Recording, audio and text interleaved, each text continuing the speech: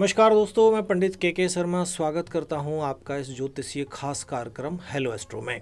दोस्तों, जैसा कि आप जानते हैं, इस कार्यक्रम के माध्यम से हम समय समय पर उपस्थित होते हैं आपके समक्ष बहुत ही ज्ञानवर्धक, रोचक और जिज्ञासु जानकारियों के साथ। तो दोस्तों, इस कार्यक्रम के माध्यम से हम बात करते हैं धर्म, अध्यात्म, व्रत, पर्व, त्योहार आदि की। तो आज हम आपके समक्ष उपस्थित हैं ऐसी ही एक ज्ञानवर्धक, रोचक जानकारी के साथ। आज हम बात करेंगे आरती के विषय में। आरती क्यों की जाती है, आरती कैसे की जाती है और आरती करने का महत्व क्या है और आरती का भी मतलब क्या है। तो दोस्तों, हमें आरती कैसे करनी चाहिए, क्या है आरती का महत्व और आरती कितने प्रकार की होती है, इस तरह भगवान की आरती करें तो जिससे हमें बड़े फायदे हों। पूरी श्रद्धा के साथ परमात्मा की भक्ति में डूब जाना यानी आरती है। आरती को निराजन भी कहा जाता है। निराजन का अर्थ होता है विशेष रूप से प्रकाशित करना, यानी कि देव पूजन से प्राप्त होने वाली सकारात्मक शक्ति हमारे मन को पूर्ण रूप से प्रकाशित कर दे, व्यक्तित्व को उज्जवल कर दे, यानी हमारे व्यक्तित्व को उज्जवल करे। बिना मंत्र के किसी भी पूजन में आरती कर लेने से उस पूजा में पूर्णता आ जाती है। जो भी हमें पूजा में हमारे द्वारा गलतियां होती हैं, उन सबको पूरा करने के लिए भी आरती करना एक तरह से लाभदायक होता है।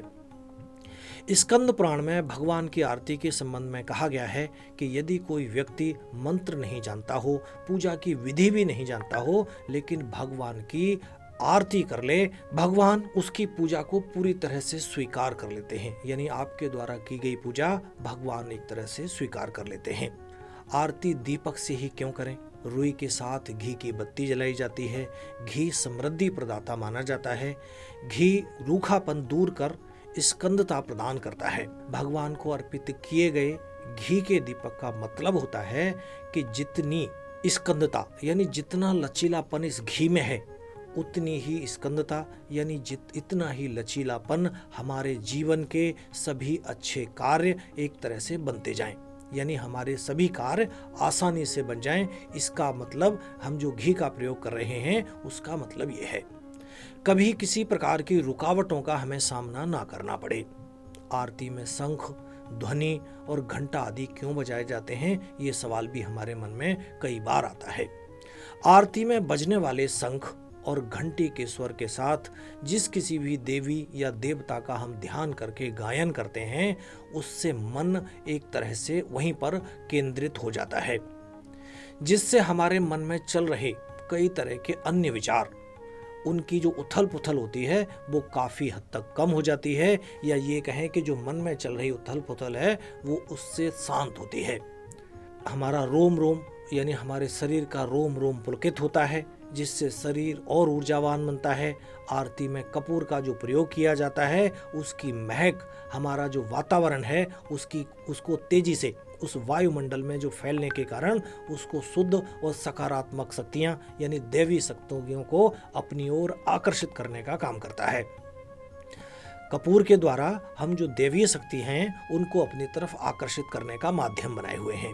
इसके द्वारा सभी दैवीय शक्तियां हमारे पूजा स्थल तक पहुंचने का उनको कपूर के द्वारा मार्ग प्राप्त होता है।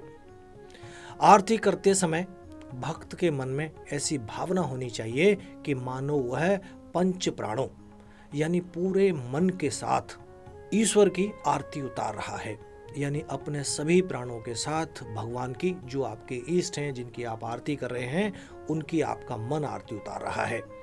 घी की ज्योति को आत्मा की ज्योति का प्रतीक भी माना गया है। यदि भक्त अंतर मन से ईश्वर को पुकारते हैं तो वह पंचारती कहलाता है।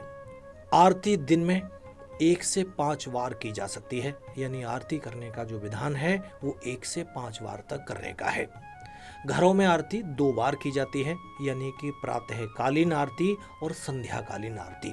दीप भक्ति विज्ञान के अनुसार आरती से पहले जो देव हैं हमारे, या जो ईष्ट हैं, या जो हमारे भगवान हैं, उनको नमस्कार करते हुए 3 बार उन्हें फूल अर्पित करना चाहिए। उसके बाद एक दीपक में शुद्ध देसी घी, अगर संभव है तो गाय का घी लें, उसमें विषम संख्या यानी ओड संख्या जैसे 3, 5, 7 बत्तियां जलाकर उनकी आरती करनी चाहिए। या ये कहें कि 5 बत्तियों से ही सामान्यतः आरती की जाती है। इसी को पंच प्रदीप भी कहते हैं। इसके बाद कपूर से आरती की जाती है। कपूर का धुआं वायुमंडल में फैलता है। वायुमंडल में जाकर यह धुआं हमारे पूजन कार्य को, जो हमारे द्वारा पूजन किया जा रहा है, उसको ब्रह्मांडी शक्तियों तक पहुंचाने का कार्य करता है। किसी विशेष पूजन में आरती 5 चीजों से की जाती है। यानी कोई विशेष कामना है, कोई विशेष त्योहार है या कोई विशेष समय है, उस समय हमारी जो आरती हम करते हैं वो 5 चीज़ों से करते हैं। पहली धूप से, दूसरी दीप से, तीसरी धुले हुए वस्त्रों से, फिर कपूर से और 5वीं जल से। आपने देखा भी होगा कि मंदिरों में इसी तरह से पंचारती की जाती है। कैसे सजाना चाहिए आरती का थाल? आरती करने की पूरी विधि के बारे में हम आपको बता रहे हैं। आरती के थाल में एक जल से भरा हुआ पात्र रखें। अर्पित किए जाने वाले कुछ फूल, कुमकुम, चावल, दीपक, धूप, कपूर, धुला हुआ वस्त्र, घंटी और आरती संग्रह की पुस्तक रखनी चाहिए। थाल में कुमकुम से स्वास्तिक यानी एक स्वास्तिक का चिन्ह यानी उसकी आकृति बना लेनी चाहिए। थाल पीतल का हो, तांबे का हो, दोनों में से कोई भी थाल लिया जा सकता है। अब हम बात करेंगे आरती करने की विधि के बारे में। भगवान के सामने आरती इस प्रकार से घुमाएं या इस प्रकार से घुमानी चाहिए कि आरती को घुमाते समय वहां पर ओम की आकृति बन जाए। अलग अलग देवी देवताओं के सामने दीपक को घुमाने की संख्या भी अलग अलग होती है। जैसे भगवान शिव के सामने, जब हम भगवान शिव की आरती कर रहे हैं तो उनके सामने 3 बार या 5 बार हमें आरती घुमानी चाहिए। भगवान गणेश के सामने 4 बार आरती घुमाएं। भगवान विष्णु के सामने 12 बार आरती घुमाई जाती है, या भगवान विष्णु की आरती करते समय हमें आरती को 12 बार घुमाना चाहिए। भगवान रुद्र के सामने आरती को 14 बार घुमाना चाहिए और भगवान सूर्य के सामने आरती 7 बार घुमाई जाती है। भगवती दुर्गा के सामने आरती को 9 बार घुमाया जाता है, यानी दुर्गा माँ की आरती करते समय आरती को 9 बार घुमाएं और अन्य सभी देवी देवताओं के सामने 7-7 बार आरती घुमाएं। यदि दीपक को घुमाने की विधि को लेकर कोई उलझन हो रही हो तो उसको भी हम आपको बताने का प्रयास करते हैं। किसी भी देवी या देवता की आरती जब आप कर रहे हैं, आरती अपनी बाईं ओर से शुरू करके दाईं ओर की ओर ले जानी चाहिए। यानी बाएं से दाएं की ओर अगर आप आरती करते हैं तो ये सीधी आरती मानी जाती है। इस क्रम को 7 बार करना चाहिए। सबसे पहले भगवान की मूर्ति के चरणों में 4 बार, यानी भगवान के चरणों में 4 बार आरती करें।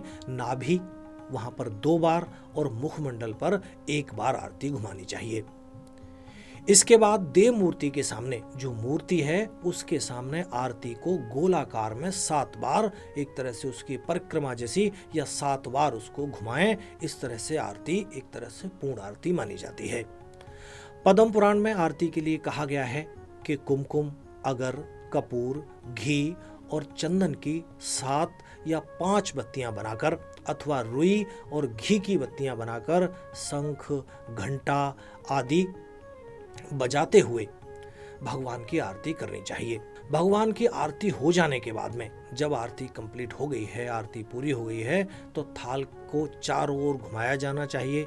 इससे आरती को शांत की जाती है। भगवान की आरती संपन्न हो जाने के बाद में भक्तों को आरती दी जानी चाहिए, यानी भक्तों के समक्ष आरती को ले जाकर उन्हें आरती दें। आरती अपने दाईं ओर से दी जानी चाहिए। आरती लेते समय भक्त अपने दोनों हाथों को नीचे की ओर उल्टा जोड़ते हैं, आरती पर घुमाकर अपने माथे पर लगाते हैं। इसके पीछे जो मान्यता है कि ईश्वरीय जो शक्तियां हैं उस ज्योति में, जो आरती की ज्योति है उसमें समाहित हो जाती हैं या उसमें समाई हुई होती हैं, जिस शक्ति का भाग भक्त के माथे पर लिया जा रहा है। यानी उस ज्योति को हम हाथों के द्वारा अपने माथे पर ले रहे हैं। इसके विषय में एक और मान्यता भी है। उसके अनुसार ईश्वर की नजर उतारी जाती है, जिसका असली कारण होता है भगवान के प्रति अपने प्रेम और भक्ति को उजागर करना, यानी जो प्रेम और भक्ति है उसको जताना। पूजा के बाद क्यों की जाती है आरती, इस पर बात करते हैं। घर हो, मंदिर हो, भगवान की पूजा के बाद घड़ी, घंटे, शंख ध्वनि के साथ सभी जगह आरती की जाती है। बिना आरती के, यानी कितनी भी बड़ी पूजा हो, किसी भी पूजा में बिना आरती के पूर्णता नहीं आती, यानी बिना आरती के किसी भी पूजा को पूरा नहीं माना जाता। इसलिए पूजा शुरू करने से पहले लोग आरती का थाल इसीलिए सजा कर रखते हैं। पूजा में आरती का उतना ही महत्व है जितना उत्तर स्कंद पुराण में बताया गया है कि आरती को अच्छे से करने से आपकी जो पूजाएं हैं वो पूरी होती हैं, आपकी मनोकामनाएं ईश्वर आपकी पूरी करता है, क्योंकि आपकी पूजा भगवान के प्रति एक तरह से पूर्ण पूजा हुई है। इस पुराण में कहा गया है कि अगर कोई व्यक्ति मंत्र नहीं जानता हो, पूजा की विधि नहीं जानता हो, लेकिन आरती कर लेता है तो भगवान उसकी पूजा को पूर्ण रूप से, यानी विधि विधान से की गई पूजा के बराबर ही महत्व देते हैं और उसको स्वीकार करते हैं। जब रुई के साथ घी और कपूर की बाती जलाई जाती है तो एक अद्भुत सुगंध वातावरण में फैल जाती है। इससे आसपास के वातावरण में मौजूद नकारात्मक ऊर्जा वहाँ से भाग जाती है, या ये कह सकते हैं कि वहाँ पर नकारात्मक ऊर्जा दूर होकर सकारात्मक ऊर्जा का संचार होने लगता है। आरती में बजने वाले शंख, घड़ी या घंटे उनके स्वर के साथ जिस किसी देवी या देवता का ध्यान करके गायन किया जाता है उसके प्रति मन केंद्रित होता है। इससे मन में चल रहे किसी भी तरह के जो द्वंद्व होते हैं उनका अंत होता है, यानी जो हमारे मन में कई तरह की चीज़ें चल रही होती हैं उनका एक प्रकार से अंत होता है। हमारे शरीर में सोई हुई आत्मा जागृत होती है, जिससे मन और शरीर हमारा ऊर्जावान होता है और महसूस होता है कि ईश्वर की कृपा हमें प्राप्त हो रही है। तो दोस्तों, आगे फिर उपस्थित होंगे आपके समक्ष ऐसी ही कुछ और ज्ञानवर्धक रोचक जानकारियों के साथ। आज के लिए इतना ही, आज्ञा दें। नमस्कार।